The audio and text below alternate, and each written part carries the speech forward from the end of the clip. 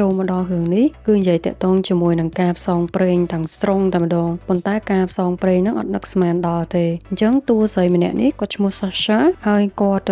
បានផ្សងព្រេងជិះទូកកាយៈនៅក្នុងដងស្ទឹងមួយដែលមានអន្លកមានអីខ្នះខ្នែងអញ្ចឹងណាផ្សងព្រេងរបស់គាត់មែនហើយនៅក្នុងហ្នឹងបើយើងមើលទៅយើងគិតថាសម្រាប់អ្នកគាត់មានគេហៅថាកាយសម្បទានរឹងមាំចូលចិត្ត challenge ខ្លួនឯងគឺត្រូវបែបផ្សងព្រេងហើយផ្សងលបែងគ្រោះថ្នាក់ទៀតអាចនិយាយចឹងបានដំបូងគាត់ជាអ្នកឡើងភ្នំទេហើយគាត់បានបោះតង់នៅលើភ្នំហ្នឹងសម្រាប់គេងគឺហៅថាអ្នកដែលមានជំនាញតែម្ដងជាមួយសង្សាររបស់គាត់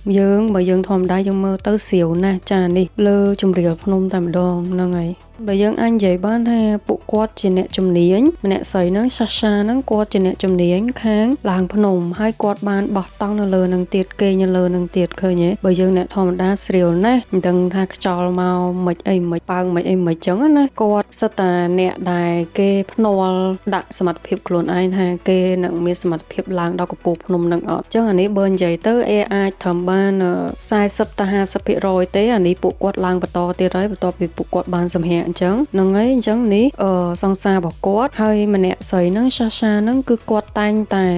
fail តែងតែរបៀបថាឡើងឲ្យតែចិត្តដល់កំពូលដល់គាត់ធ្លាក់ហ្មងវាច្រើនដងពេកទេឡើងគាត់ប្រាប់ខ្លួនឯងថាហេតុអីបានគាត់ជាមនុស្សដែលអត់មានសមត្ថភាពអីចឹងណាហើយសង្សារគាត់ព្យាយាមបញ្យល់ថាឥឡូវធ្វើមិនបងជួនឯងបានអីចឹងហើយរហូតដល់មកក៏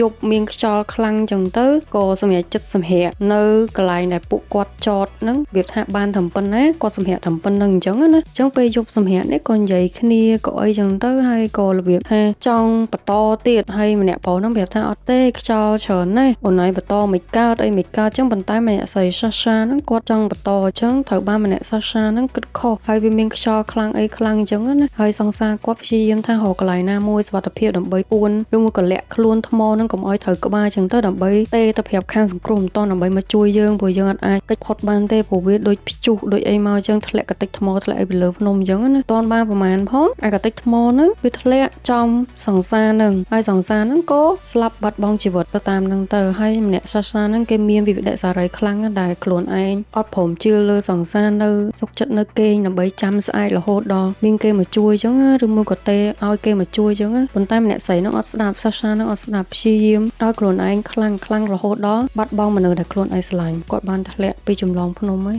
ធ្វើឲ្យម្នាក់Sasha ហ្នឹងមានវិបដិសារីតបម្លងផុតបានប្រហែលឆ្នាំមកអ្នកស្រីហ្នឹងគាត់ក៏នៅតែបន្តផ្សងព្រេងប៉ុន្តែផ្សងព្រេងបែបម្នាក់ឯងម្ដងដោយសារតែសង្សារគាត់បានបាត់បង់ជីវិតហើយអញ្ចឹងគាត់មានឡានវ៉ែនទូចមួយហ្នឹងគាត់បើកនៅក្នុងហ្នឹងទៅគាត់ខ្ចប់អវ៉ាន់ខ្ចប់អី camping របស់គាត់មានទូកកាយៈមានអីចឹងទៅហ្នឹងហើយទៅចំណតចឹងទៅសម្រាប់មើលថ្ងៃលិចម្នាក់ឯងចឹងទៅញ៉ាំមីកំប៉ុងមីអីចឹងទៅហើយគាត់ក៏បន្តដំណើរទៅកន្លែងគេចុះឈ្មោះដើម្បីគាត់បានចេញដំណើរទៅកន្លែងទីតាំងដែលគេហៅថាផ្សងព្រេងចឹងឧទាហរណ៍ដូចខ្យងផ្សាដូចអីដែលខ្មែរយើងតែងទៅចឹងគាត់ទៅតំបន់ហ្នឹងរបៀបតំបន់គេហាមឃាត់ដែរលុះត្រាតែមានចុះឈ្មោះអីត្រឹមត្រូវបានគេឲ្យទៅចឹងព្រោះវាមានហានិភ័យវានៅជ្រៅចឹងត្រូវមកទីស្នាក់ការហ្នឹងសិនដើម្បីស្នើសុំចឹងទៅក៏មកទៅហើយមើលទីតាំងខ្លួនឯងដែលត្រូវចង់ទៅចឹងណាបន្ទាប់មកអាតានេះមើលទៅឃើញមុខឯរបៀប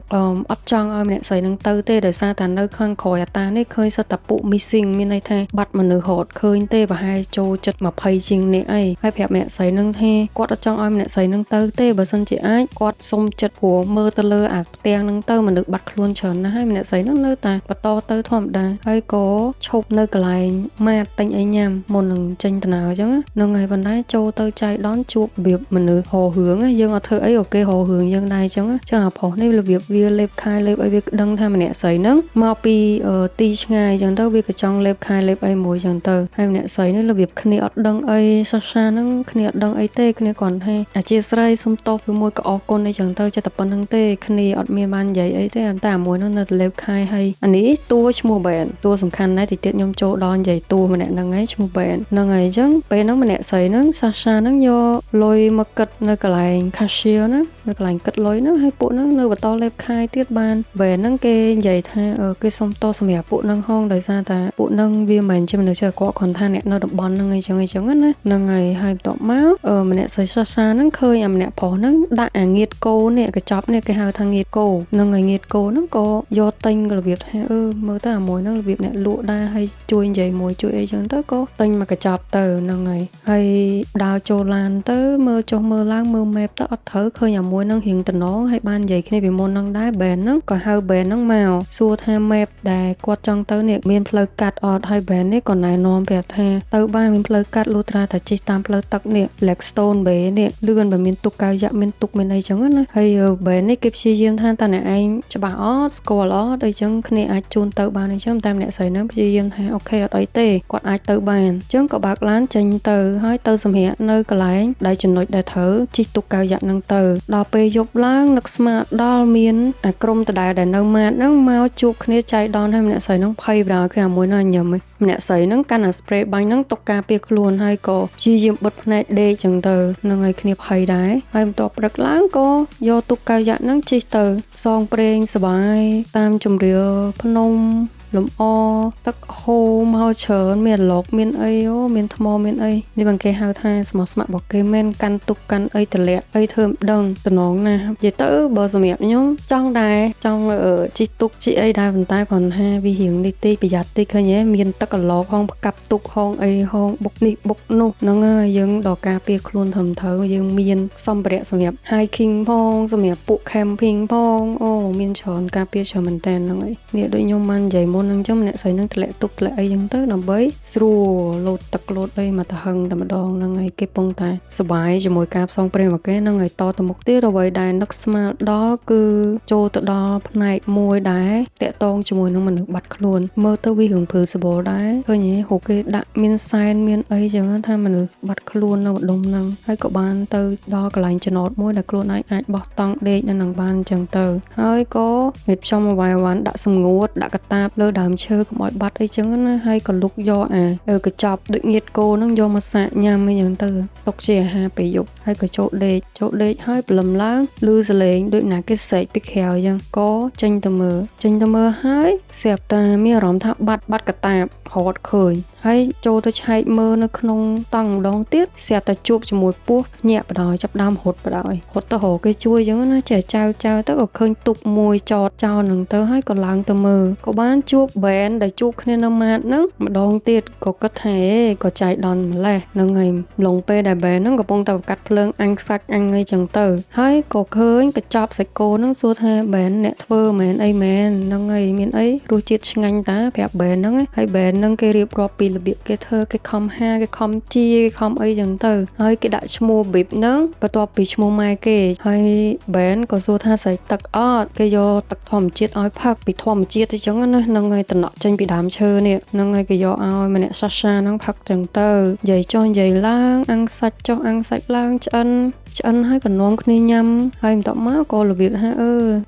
សួរចុះសួរឡើងទៅតាក់តងជាមួយនឹងរឿងផ្ទាល់ខ្លួនមួយម្នាក់ស្រីហ្នឹងថាមកពីណាហើយមិនមកម្នាក់ឯងអញ្ចឹងហើយពីអ្នកហ្នឹងក៏ញ៉ាំបាយមួយគ្នាមួយអីប៉ុន្តែនិយាយយូរទៅវាប៉ះទង្គិចជាមួយតួប្រុសនេះធ្វើតួប្រុសចាប់ដើមចេញចរិតបិទបដ ாய் វាសោចដាក់បដ ாய் ហើយបន្ទាប់មកវាក៏ស្ទាបដៃវាឲ្យឃើញខ្សែដៃនេះអ្នកស្រីហ្នឹងចាប់អារម្មណ៍បដ ாய் ខ្សែដៃរបស់វាហើយម្នាក់ប្រុសហ្នឹងនិយាយថាបែនហ្នឹងនិយាយថាឃើញខ្សែដៃខ្ញុំពាក់មិនដែរស្អាតអត់ចង់បានវិញអត់អ្នកស្រីហ្នឹងចាប់ដើមភ័យបដ ாய் វាអ្នកយកកតាបយករបស់ម្នាក់ស្រីហ្នឹងបោះកតាបឲ្យមួយហ្នឹងហើយបន្ទាប់មកក៏ចាប់ដើមយកអាម្រាប់បាញ់ដូចបាញ់ប្រមាញ់សัตว์ចឹងប៉ុន្តែយកមកបាញ់មនុស្សហើយកាន់បាសមួយទៀតពួកអាមួយហ្នឹងវាឈួតហើយវា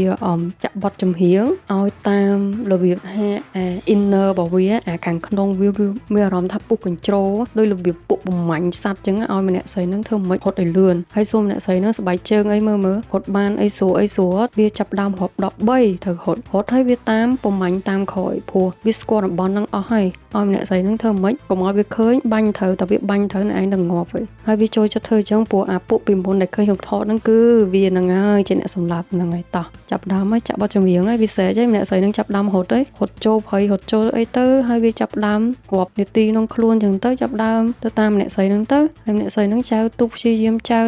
រហូតមានហានិភ័យប៉ះតកិច្ចក្បាលប៉ះអីរបៀបសងគ្រោះថ្នាក់ដើម្បីរួចជីវិតខ្លួនឯងព្រោះមួយហ្នឹងវាប្រាប់ហើយថាធ្វើមិនកុំឲ្យវាឃើ khơi là việc khơi cứ việc bánh trắng đừng ngọt vậy chẳng cái này thơ mấy đầm bay hột bụi hai tọt má hột bụi từ đó chèn ngồi hai về làng má về lư sờ lệ đôi miên nẹp xây nước máu nó mà đom nâng lên nó mà đom nâng chẳng không đau họ đợi dẹp tà lang họ tới khơi tù sập hay tù sập nó cứ vậy chỉ muối nó bè nâng chứ mình thay bè nó phải chào ông nè sấy nó mà tam xử lý nâng hái viên lẹ luôn bị hàng lớp banh mà nè sấy nó mất cho mày tới trong đám chơi trong nè sấy nó ngồi luôn chẳng có vi vật to hột đinh tam nè sấy nâng tiền hay nè sấy nó chỉ là hột là hốt đó chỉ nói muối đại việc cất ha vì ai lẹ luôn bị bè nâng bàn khơi nhớ lẹ chùa phong lẹ trâu nâng tắc phong ô sa hàng hướng đi sa hàngបើសិនអ្នកអរគ្នាបានមើលជក់ហ្មងគឺភ័យជំនុំអ្នកស្រីនឹងហ្មងព្រោះអ្នកទាំងអស់គ្នាទៅណាកើតបើធ្លាក់ចូលទឹកឯហ្នឹងមានខំហាលខំរកកន្លែងដើម្បីលាក់ខ្លួនពីអាបែនហ្នឹងអញ្ចឹងណាអញ្ចឹងវាមកដល់ក្នុងរោងជំរាលជ្រៅ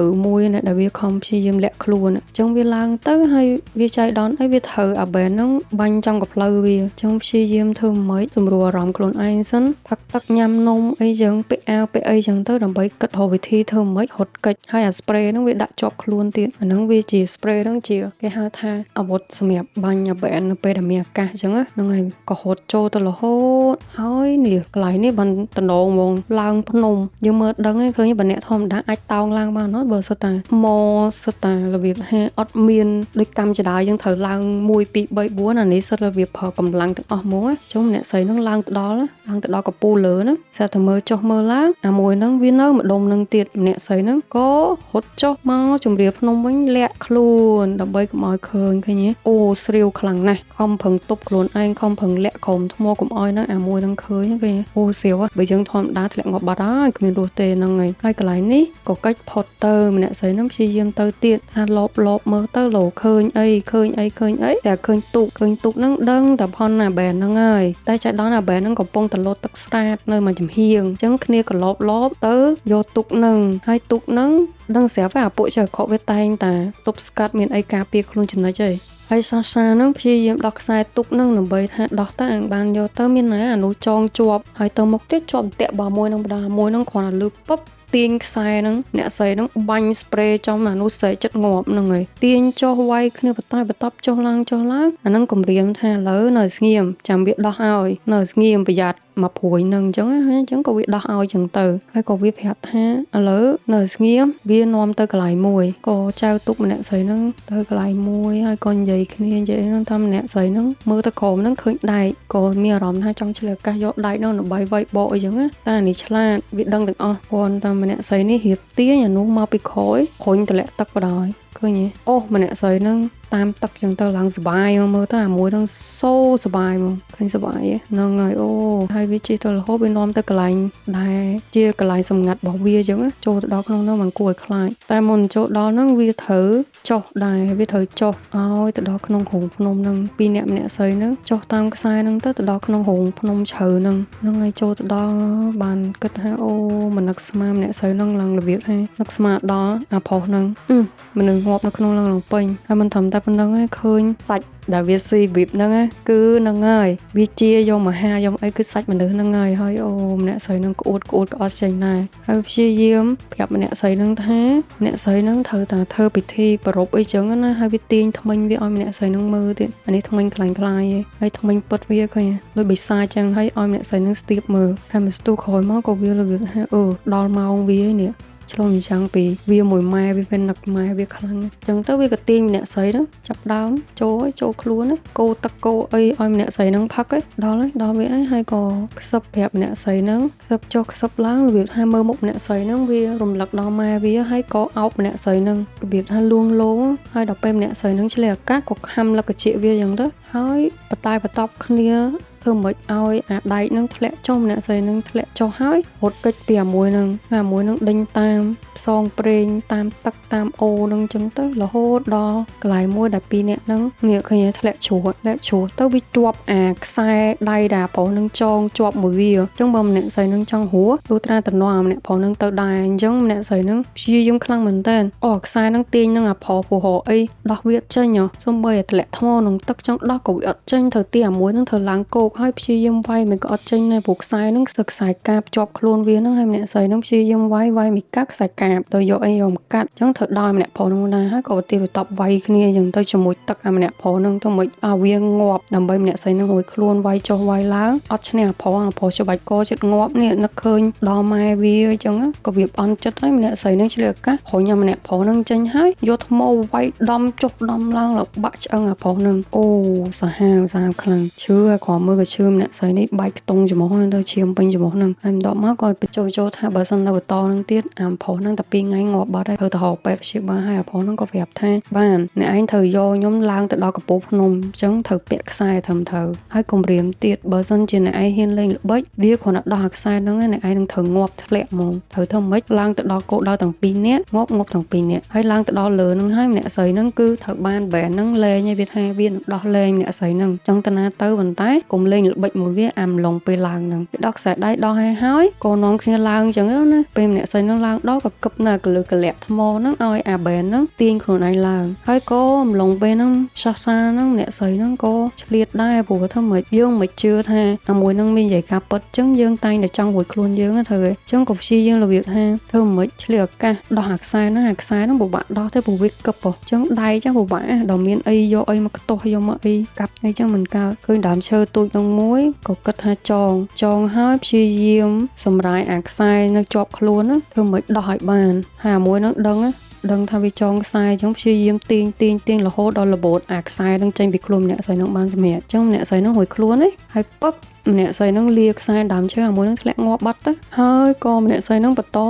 រហូតដល់ខ្លួនឯងឡើងទៅដល់កំពូលភ្នំបានសម្រាប់ជោគជ័យមែនហើយបន្ទាប់មកក៏ផឹងដើររហូតឃើញឡានអញ្ចឹងសុំគេជិះហើយប្រាប់ថាឥឡូវជូនខ្ញុំទៅកន្លែងទីស្នាក់ការដល់ពេលដើរទៅដល់ទីស្នាក់ការទៅក៏ប្រាប់ប៉ូលីសហ្នឹងថាខ្ញុំដឹងថាអ្នកដែលបាត់ខ្លួនហ្នឹងនៅណាឯងចឹងក៏នាំប៉ូលីសនាំអីជីបឋមភេសជ្ជៈជីអីទៅយកសាកសពនឹងនៅកន្លែងហ្នឹងអីចឹងទៅហើយមនុស្សបាត់ខ្លួនហ្នឹងប្រហែលជា20នាក់ជាងហ្នឹងឯងចុងក្រោយម្នាក់ស្រីហ្នឹងក៏ទៅមាត់សមុទ្រដើម្បីបោះអាត្រីវិស័យរបស់សង្សារវាហ្នឹងវាថាបោះចោលដើម្បីកុំរំលឹកអីទាំងចឹងគេសុខចិត្ត move on គេនឹងដើរទៅមុខព្រោះនេះវាជាមេរៀនមួយដែលដើរម្នាក់ឯងឲ្យជួបរឿងចឹងធ្វើមនុស្សយើងស្លុតចឹងក៏ចប់ត្រឹមប៉ុណ្្នឹងទៅហើយរឿងទាំងអស់ហ្នឹងគឺតកតងជាមួយនឹងទំនុកចិត្តមិនថាយើងផ្សងព្រេងដើរម្នាក់